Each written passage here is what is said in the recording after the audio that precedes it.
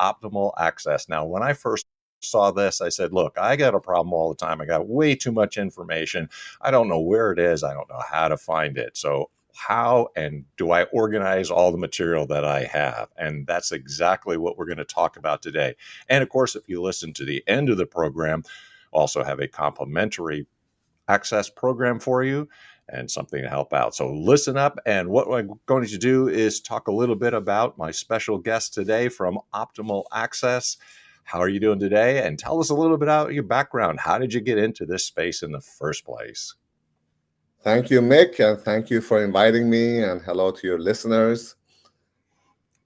I have a master's degree in computer engineering. That's how I got started. I first got started as a programmer for Phoenix Technologies. After a few years, I decided I wanted to get on the business end of things. I Okay. moved to Los Angeles. I started working for a company called XCal as a project manager. There was an opening for a sales position. I applied for it, and they said, since you don't have any background, we'll hire you on commission. If you can sell, we'll hire you. So it took me about 9 months to make my first sale, but within 2 years, I was the head of sales. I grew that company from 3 million to 8 million in about 3 years. I was then hired as a VP of sales for a startup company, another testing company, where I grew them again from startup to 5 million. And then I decided I wanted to do my own thing. It was the dot-com era. And I had met this engineer who had developed an application as an IT person that made it easy for people to curate access to information. I see. Recognizing that people generally have a hard time, information is distributed everywhere, and access to it is what's key. And this really resonated with me. I was studying philosophy and humanities in Los Angeles, and my teacher, every Saturday, he presented his education and knowledge curated from about 40,000 books he had in his library. Interesting. And one time I asked him, I said, Roger, have you read all of these books? And he said, I can index all of them. And I really saw the need to be able to curate what you find interesting and to be able to quickly present it. So this is how I got started in the whole curation business. Now, things have gone back quite a long time now. You with the dot-com burst and everything like that too. So could you address some of the biggest changes that you've seen in this experience? And then also to bring it up to date, we'll talk a little bit about that. So what are you seeing as the changes in this curation space? So I see three main changes that has affected curation. Mm-hmm. Back then, a lot of information was stored on computers, computer networks. And today, everything is in the cloud. Before you had applications like Pocket, where people would store information offline so that they could read it. And today, you always have access to information. Even if you're traveling in a plane or a train, Mm-hmm. you're always online and you can quickly access information. The second, I would say, is mobile computing. Okay. The fact that 50% of all content is consumed on mobile, and 50% of people access social media on mobile. And the third one, I would say, are social media platforms. Okay. Today, you have to consider social media as a distribution platform and also as a collection platform. Sure. Now that we want to bring things up to date a little bit, because there are so many things that are happening. It's, with technology, it's constantly moving. But even now, there are a lot of things that are probably in this space, maybe like artificial intelligence and what have you. What would you say are some of the hot growth areas that you would say in the curation space? I would say artificial intelligence and ChatGPT have a role in curation. We are Okay. actually using a few of them. Mm-hmm. You can use, for example, ChatGPT to create summaries of the content that you're curating. Our tool allows you to scrape information, but the description is usually what allows the user to editorialize the content, and ChatGPT is a great tool for that. The other one is to integrate copywriting so that you can quickly enhance your writing using AI. And the third one is something we have also integrated, is the integration of natural language understanding and conversational chatbots with your curated content. I see a huge need for that inside of corporations where people can use a interface, a conversational interface to access the curated content. That's fascinating. And so you would say then that your product will integrate with AI and that talks to each other, so to speak. So there's an interaction Right. process So going we on. already have a webhook we developed for Dialogflow, which is Google's conversational chatbot, Mm, where you can retrieve information using Dialogflow from the curated content. And curation allows the user to add categorization and taxonomy so that the information that you're retrieving is way more accurate than allowing AI to do its job. So the combination of artificial intelligence and human curated content, I feel, is going to deliver the best response for search and retrieval of information. Could you unpack that a little bit? Because it's a fascinating point, really, because people are saying that AI is going to replace humans, and that's really not what you're saying. So, could you maybe address the issue of how is it that people, humans, are interacting with artificial intelligence? And are we going to be replaced? Do we work with them? Are they going to replace us? How do you feel about those issues? AI will never replace humans because humans are capable of semantic and AI is just capable of syntax, right? So AI is going to analyze the text that Mm, you have and try to make sense of it. Whereas humans, when you categorize and curate content, the taxonomy that you add in the context of your project and your vision is going to be specific to your needs. So that is what really is going to set humans apart from the machine. I remember a couple of articles, mhm, both in Google, that Google had human curated content in order to complement their search. And if you remember with Facebook, they had a lot of problem with algorithms when they were trying to sift through news and trying to figure sure. out what was true and what was not true.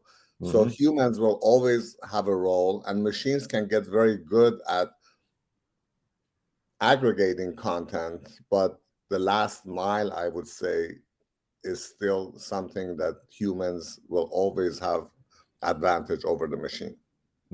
Got it. It's an interesting perspective because this is one of those things that's a hot topic currently. So, if you were thinking about, and maybe for based on your clients and the people that you work with, what would you generally recommend business owners to be thinking about now? And what would you recommend at the state that we're in currently? I want to point to two studies. One study I saw recently, it said that people on average access 40 different websites and switch between them every 3 minutes. And Mm, there's another study by McKinsey that tells us that people waste 2 hours every day looking for information because I of believe poorly it. curated content or because of unskilled search. Not everybody knows everything about the topic.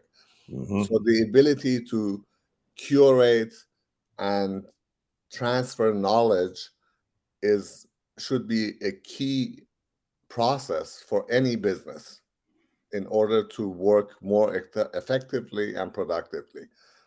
And that's what our tools help people do. It's you have to train people to curate and organize content as they work on the back end of it when they see the advantages of that activity, I think that that's going to accelerate the adoption of these types of tools. Absolutely, because after teaching for a long time, I realized that with students, you have to try to get them to understand how to organize information. They can just go on Google, but they don't actually know what they're looking for, nor do they have to, are they able to discern what is and what is not real, genuine knowledge. So that's an important point to make, I believe. When you are working with clients and you have potential clients that you are thinking of, what type of expertise do you offer and what can you suggest that they start to look at? And how do you help a company if a person is interested in what you're doing in curation? My expertise is, what one is in personal knowledge management or group knowledge management, and the other one is in helping people with their marketing. Today, Hmm. the content marketing is a 60-40 mix between curated content and Hmm. Sure. original content. Original content is very expensive to produce, and there's a lot of businesses who live on information.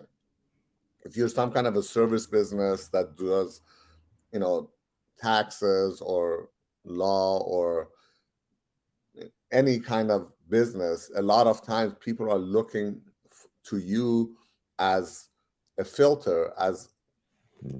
the place to get the right information about the business. And here, curation can really be a helpful tool. So we can definitely help people with their marketing. We have clients that are advisory groups that use our tools Oh, to build applications to deliver curated content. So basically, what we are doing is we are empowering people to become editors of content, to pick what's right.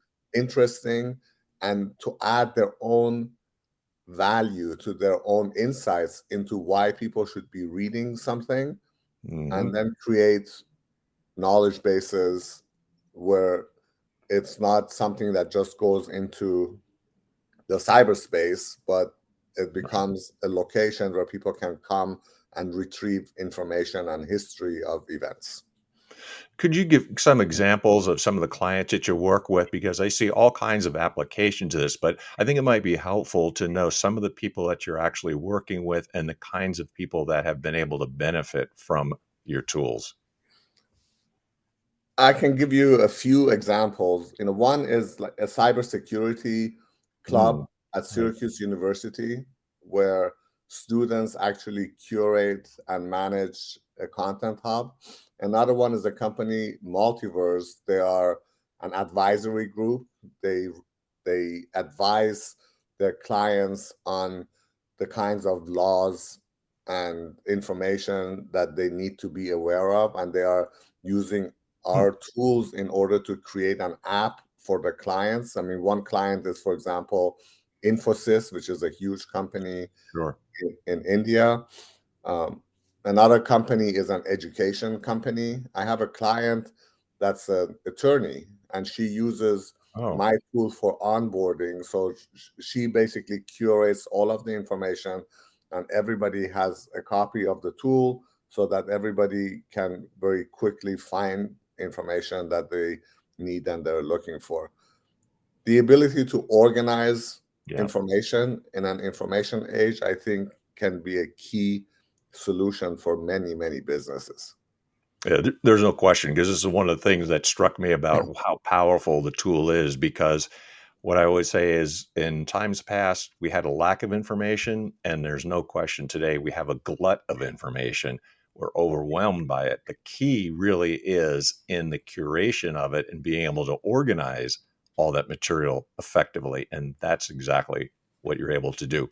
So, with all this, the changes that we've seen, where we are currently today, and what you're able to offer businesses and individuals, how do people get a hold of you and what would you suggest that they do? Because I've seen the demo, I think it's phenomenal. How do they get a hold of you? Our website is optimalaccess.com, and the name was chosen consciously to create optimal access, which is an iterative process. They can also email me. It's karan@optimalaccess.com. But our website has links to the products, demo videos that they can watch, and the products are free to try. So anybody is welcome to give it a try and contact me. I can also be reached on LinkedIn, always available to answer any questions or provide demos of our solutions to anybody who's interested. And I'd highly recommend you following up on it because I've seen it. I'm blown away by it. That's why I wanted to get Karan on the show today. So thank you for taking out some time in your busy schedule. I appreciate it. And I highly encourage everybody to get a hold of you. Thank you for being here today. Thank you for your time, Mick, and thank you for everyone for listening. You bet. Until next time, we want to make sure you have some things to follow up on. Now, if you've finished to the end here and you've heard what you've done, you can get a complimentary website analysis. Just get a hold of me at Mick, as in Jagger, except he makes more money. Mick.Smith@WSI. We simplify the internet. Mick.Smith@WSIworld.com, complimentary website analysis, and I can help you with whatever else that you're doing. Until next time, make sure that you get a hold of me. You can also pick up copy of Burning America in the Best Interest of the Children. Until next time, I'm the Doctor of Digital Podcast signing out. Deus Volt.